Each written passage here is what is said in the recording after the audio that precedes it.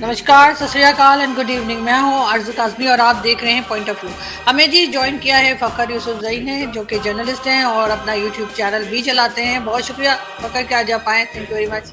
Thank you very much for inviting. आज हम ज़रा बात करेंगे, काफ़ी सीरियस मामला है। सुबह से 3 अटैक्स हो चुके हैं, आई थिंक 2 बलूचिस्तान में, 1 केपीके में।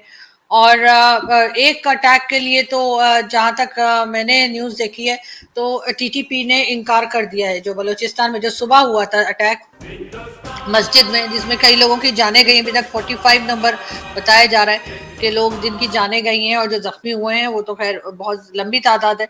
उसके लिए टीटीपी की तरफ से इनकार आ गया है। अब दाइश का नाम भी बीच में जोड़ा जा रहा है।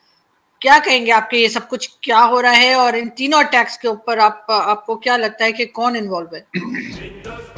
सबसे पहले थैंक यू वेरी मच। और बड़ा एक अफसोसनाक दिन 12 रबीउल अव्वल पूरे पाकिस्तान में जश्न का समा होता है हर जगह, और हर तबके फिकर इसको सेलिब्रेट कर रहे होते हैं अपने अपने हिसाब से।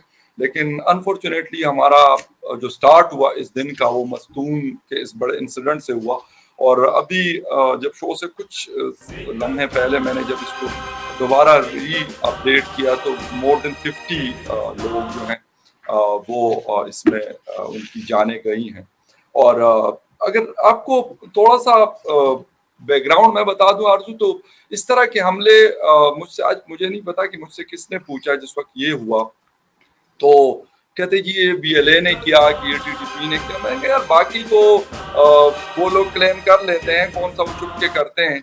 लेकिन मैंने कहा जो स्टाइल ऑफ अटैक है ऐसी जगहों पे, तो मैंने कहा वो बीएलए भी नहीं करता। बीएलए आपका जो रिलीजियस चीजें होती है, यानी मस्जिद को अटैक करना, इमाम बारगाह को अटैक करना, या कोई इस तरह के जलसे जुलूसों को अटैक करना, ये मतलब रिकॉर्ड अगर आप देख रहे हो और आप कवर कर रहे हो तो आपको पता चल जाता है कि नहीं, वो इस तरह की चीजें नहीं करते। वो एम्बुश करते हैं, वो कॉन्वॉय करते हैं, जो आर्मी का या किसी फोर्सेस का एफसी वेफसी का कॉन्वॉय जा रहा है उसको अटैक वो करते हैं।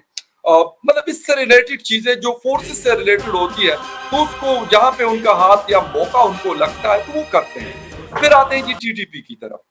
टीटीपी क्या करती है कि टीटीपी का भी जब से अफगानिस्तान में तालिबान की हुकूमत आई है, तो मतलब पहले भी हम देख रहे होते थे, कवर करते थे, अब भी करते हैं। अब ऐसा लगता है कि टीटीपी ने अपनी ये वाली स्ट्रेटेजी आरजू थोड़ी सी चेंज की है। पहले वो बाजारों में, आपको याद होगा मीना बाजार पेशावर की सखानी का मेरे ख्याल से one of the deadliest attack in our history वो हुआ करता था। वो हुआ, और जहां पे ऑलमोस्ट कोई 250 लोग जिसमें मर्द, खवातीन, बच्चे शामिल थे, वो जानों से गए। और इस तरह का ये कोई मतलब एक अटैक नहीं था। वो मर्दान में बेकरी के ऊपर अटैक करना, मर्दान कचहरी में अटैक हुआ, फिर क्वेटा कचहरी में, क्वेटा के सिविल हॉस्पिटल में 2016 का अटैक। मतलब ये सारी चीजें हम लोग देख रहे थे।